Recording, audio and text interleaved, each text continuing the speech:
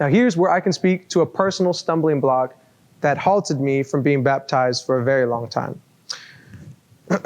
I knew it was necessary to get baptized and that I eventually wanted to get there. But I also was well aware of my constant stumbling and falling short on the commandments of God.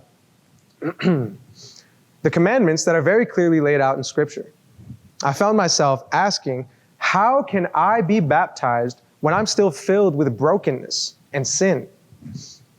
It seemed hypocritical in my eyes to be able to be baptized, to be able to proclaim a love and following of Jesus Christ, while I couldn't even obey a simple commandment of His word. But brothers and sisters, this thought process is a lie from the enemy himself. It is a complete perversion of the truth. This question assumes that we are able to get clean on our own. It's actually the opposite, okay? We do not first get cleaned in order to come before Jesus. We can't get clean without Jesus. We can't get clean unless we come before Him and ask Him to be our cleanser. God takes our hearts of stone and turns them into a heart of flesh. Ezekiel 36:26. It says, "And I will give you a new heart, and a new spirit I will put within you. And I will remove the heart of stone from your flesh and give you a heart of flesh." God is the only one who can change us from our evil ways. This passage in Ezekiel states that God is the one who makes these changes within us.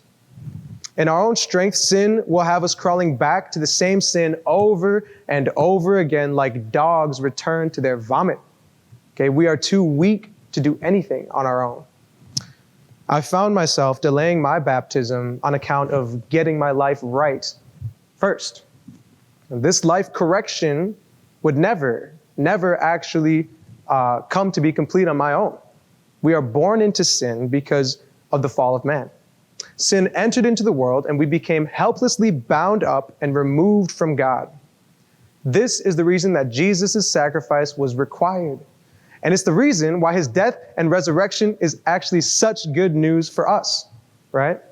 John 14:6 reads, "Jesus said to him, I am the way and the truth and the life.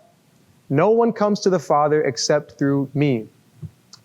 Jesus is the reconciliation to God, bridging the relationship that we had lost since the very fall of mankind.